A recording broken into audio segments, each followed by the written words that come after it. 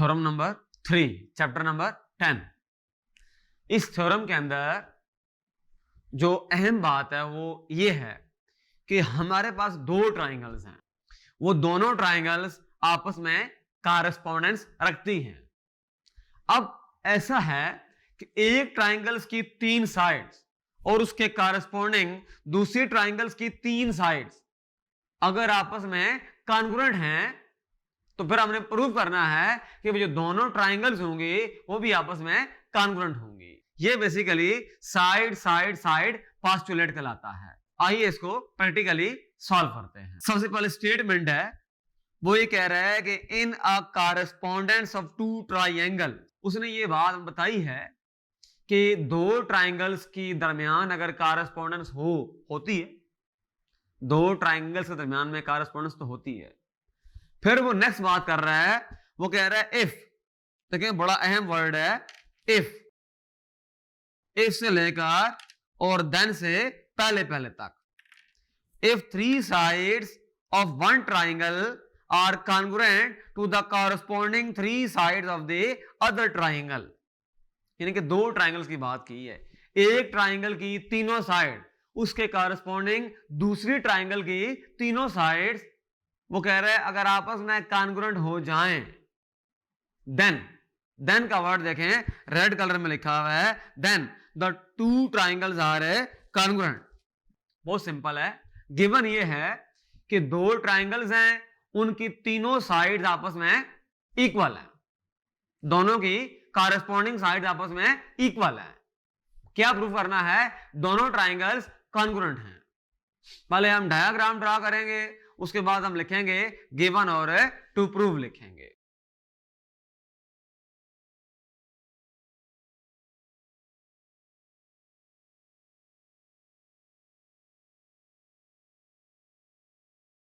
कोई नाम दे इसको, ट्राइंगल ए बी और सी।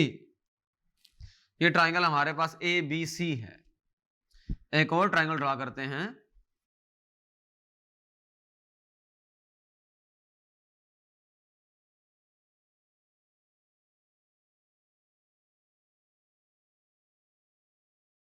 इसको नाम देते हैं डी ई और एफ का।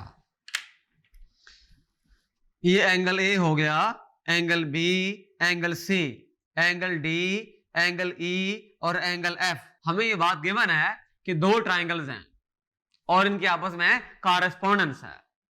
अब कॉरेस्पॉन्डिंग साइड कौन कौन सी हैं? ए बी के कॉरेस्पॉन्डिंग यहां पर क्या है? डी ई है। ए सी कॉरेस्पॉन्डिंग यहां पर क्या है? डी एफ है। और बी सी कॉरेस्पॉन्डिंग जो है यहां पर क्या है? ई एफ है। अब ए बी इक्वल है डी ई के, ये बात गिवन है। ए सी इक्वल है डी एफ के, ये बात भी गिवन है। और थर्ड बात क्या गिवन है? बी सी इक्वल है ई एफ के। आइए इसको गिवन में लिखते हैं। गिवन में triangle A B C has correspondence with triangle D E F. जो पहली बात हम लिखेंगे गिवन में लिखेंगे वो ये लिखेंगे ए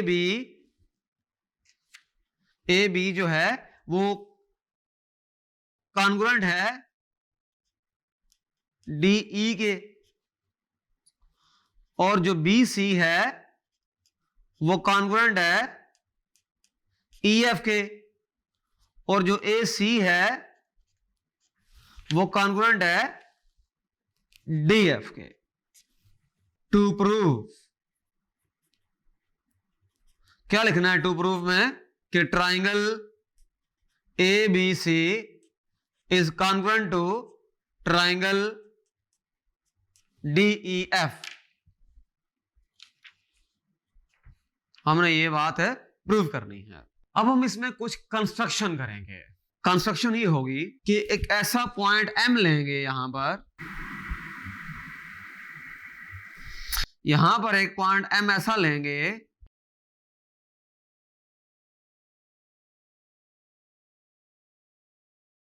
और इसको यहां पर जब ज्वाइन करेंगे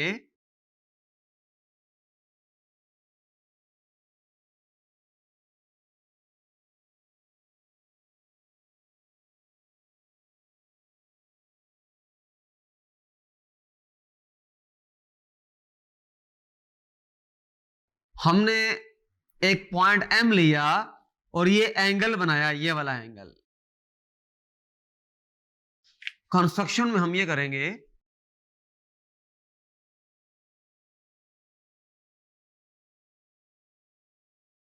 कंस्ट्रक्शन में जो स्टेप 1 करेंगे, take a point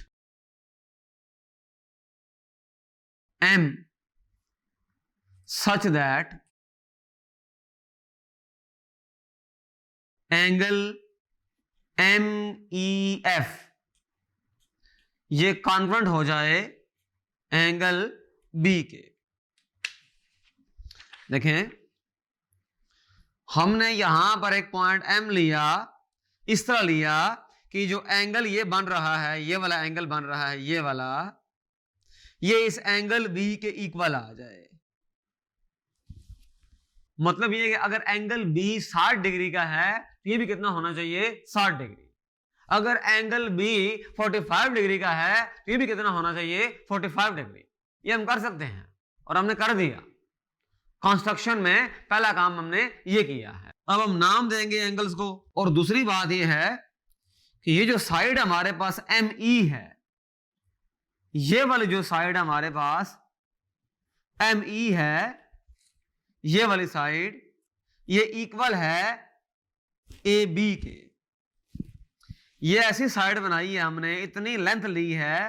for example अगर इसकी लेंथ है 5 सेंटीमीटर तो ये भी कितनी लेंगे, 5 सेंटीमीटर। अगर इसकी लेंथ है 10 सेंटीमीटर तो ये भी कितनी होगी, 10 सेंटीमीटर होगी। हमने दो काम किए हैं, एक तो यहां जो एंगल कायम किया है वो एंगल B के इक्वल है, और यहां जो साइड कायम की है वो उस साइड के इक्वल है। और फिर तीसरा स्टेप हम ये करेंगे, इसको लिखते हैं यहां पर एंड। यहां पर एक वर्ड एंड इंपॉर्टेंट है, and ME is congruent to AB। ये दो बातें हमने एक स्टेप में कर दी हैं। स्टेप 2, अब हम इसके अंदर लिखेंगे स्टेप 2 क्या होगा हमारा। स्टेप 2 में हम ये करेंगे, हम ज्वाइन करेंगे D को M के साथ।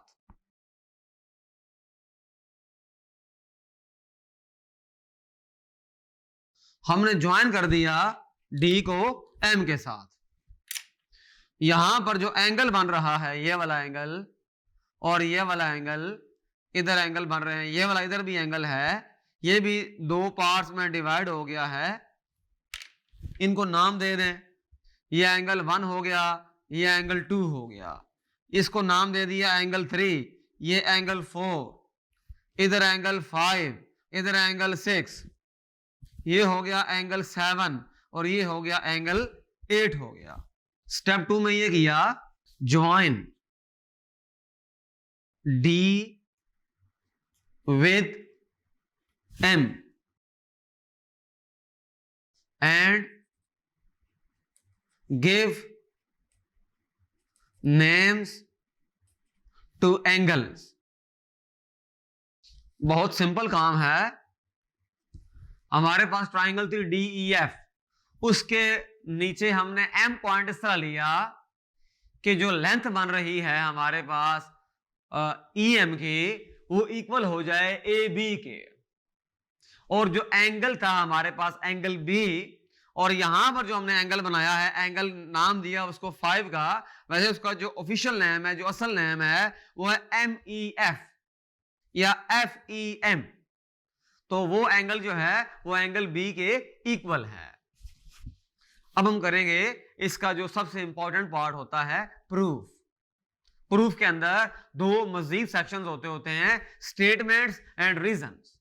उनको हम प्रूफ करेंगे, कोई स्टेटमेंट लिखेंगे, उसको जस्टिफाई करने के लिए रीजन देंगे, और उसका स्टेप बाय स्टेप हमारा थ्योरम मुकम्मल हो जाएगा। आइए इसको आगे बढ़ाते हैं। इधर हमारे पास प्रूफ आ गया, इसके अंदर दो पार्ट होते हैं, स्टेटमेंट्स रीजंस, स्टेटमेंट्स और रीजंस। तो इसके अंदर हम करेंगे स्टेप 1, हम स्टेप बाय स्टेप मूव करेंगे।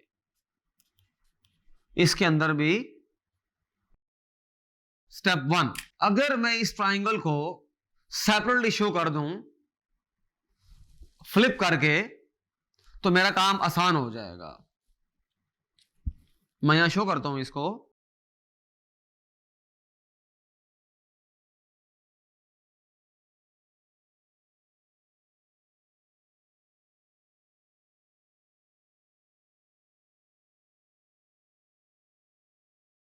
इधर है M और इधर हो गया E और ये हो गया F। ये एंगल, इसको हमने नाम दिया हुआ एंगल 5 का, और ये एंगल, इसको नाम दिया हुआ एंगल 8 का, और ये एंगल भी 2 पार्ट्स में डिवाइड हुआ है। फिलहाल हम इसको एज इट इज डिस्कस करते हैं। हम यहां पर ये कह सकते हैं कि ये ट्राइंगल ABC, ये जो ट्राइंगल है ये कॉरेस्पॉन्डेंस रखती है ट्राइंगल MEF के साथ। अब इन दोनों को हम मजीद इसके ऊपर वर्किंग करेंगे। 2 जो ट्राइंगल्स हैं हमारे पास, तो हम यहां लिखेंगे triangle ABC has correspondence with the triangle MEF। ये MEF के साथ corresponding है। करना क्या है, हमने ये करना है, हमने पहले बताना है BC is congruent to EF। ये कहां था हमारे पास, गिवन में था। नेक्स्ट हम क्या लिखेंगे, angle B is congruent to angle 5। Construction AB is congruent to ME। Construction. अभी हम स्टेप 1 परफॉर्म कर रहे हैं। जब हम मुकम्मल कर लेंगे फिर हम ट्राइंगल MEF के को प्रूव करेंगे कि वो कॉन्ग्रुएंट है ट्राइंगल DEF के। इस तरह हमने स्टेप बाय स्टेप मूव करना है। तो यहां हमने ये 3 चीजें लगा के 2 साइड्स और एक एंगल को हमने प्रूव कर दिया। अब हम कह सकते हैं triangle ABC is congruent to triangle MEF। क्या लिखेंगे हम यहां पर, हम ये लिखेंगे कि साइड एंगल साइड पहली ट्राइंगल की वो इक्वल हैं कॉरस्पॉन्डिंग साइड एंगल और साइड के, यानी साइड एंगल साइड पोस्टुलेट लगा के हमने इसको प्रूव कर दिया। अब जब 2 ट्राइंगल्स आपस में कॉन्ग्रुएंट हैं तो उनकी कॉरस्पॉन्डिंग तमाम साइड्स और कॉरस्पॉन्डिंग तमाम एंगल्स आपस में इक्वल होते हैं। तो इसका मतलब ये हुआ CA is congruent to FM। किधर है CA, डायग्राम को देखें, ये है CA या AC, ये है MF या FM। जाहिर सी बात है ये ट्राइंगल इसके कॉन्ग्रुएंट है तो ये साइड इसके क्या होगी, कॉन्ग्रुएंट होगी। ये साइड तो ऑलरेडी है तो सारे एंगल्स भी क्या हैं, आपस में कॉन्ग्रुएंट हैं, और सारी साइड्स भी क्या हैं, आपस में कॉन्ग्रुएंट हैं। तो हमने लिख दिया CA is equal to FM। But ये तो हमें गिवन था CA is congruent to FD, ये गिवन में था। और जो ऊपर हमने लिखा है स्टेटमेंट लिखी है, आर्गुमेंट लिखा है ये वाला, इसकी रीजन क्या है, इसकी रीजन ये है कि triangle ABC is congruent to triangle MEF। जब हम लिखते हैं reason triangle ABC is congruent to triangle MEF, तो हमारे माइंड में ये बात क्लियर है कि जब 2 ट्राइंगल्स आपस में कॉन्ग्रुएंट हैं तो उनके कॉरस्पॉन्डिंग तमाम साइड्स और कॉरस्पॉन्डिंग तमाम एंगल्स आपस में कॉन्ग्रुएंट हैं। तो उसकी बेस पे हमने लिखा CA is congruent to FM। इसको आप कह दें रिजल्ट नंबर 1, इसे आप कह दें रिजल्ट नंबर 2 कह दें। अब देखें दोनों चीजें हैं, FM भी CA के इक्वल है और FD भी CA के इक्वल है, तो हम कह सकते हैं FM is congruent to FD। इसकी रीजन क्या देंगे, फ्रॉम 1 and 2।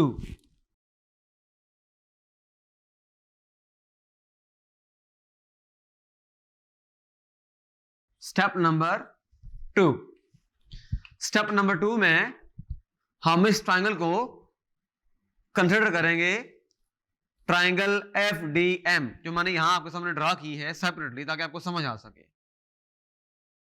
अब क्या होगा, कंसिडर ट्राइंगल FDM, इसको हम लेके चलेंगे। Angle 2 is congruent to angle 4। ये देखें, ये ट्राइंगल है, ये है एंगल 2 और ये है एंगल 4। ये दोनों आपस में क्यों कॉन्ग्रुएंट हैं, क्योंकि हमने प्रूफ कर दिया है, पहले हम प्रूफ कर चुके हैं कि FD is congruent to FM because FD is congruent to FM. Angle 1 is congruent to angle 3। Step 2 के अंदर हम डिस्कस कर रहे हैं कि ट्राइंगल FDM के अंदर angle 2 is congruent to angle 4, और साथ ही हमने ट्राइंगल को देखा जो उसके साथ अपोजिट ट्राइंगल है उसके, एंड ट्राइंगल EDM, उसके अंदर angle 1 is congruent to angle 3 because उसके अंदर क्या खास बात है, ED is congruent to ME। ये साइड में दोनों इक्वल हैं, इसलिए वो एंगल इक्वल हो गए।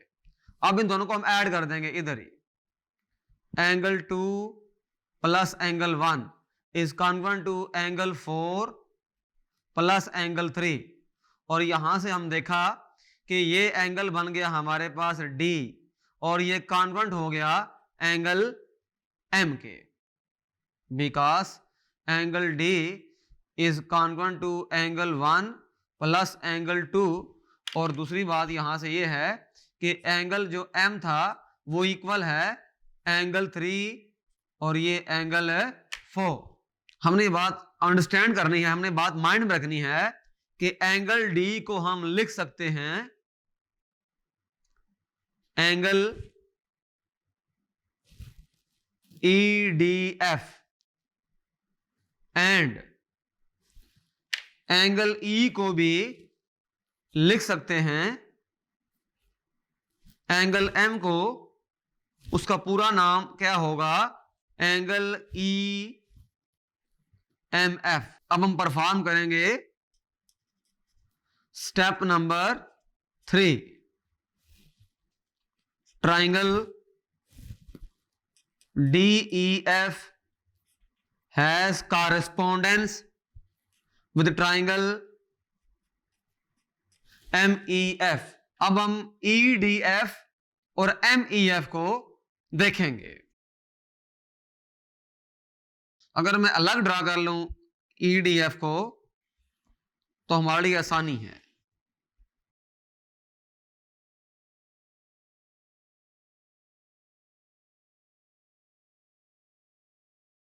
जो असल डायग्राम है वो यही है जिसपे मैं टिक लगा रहा हूं।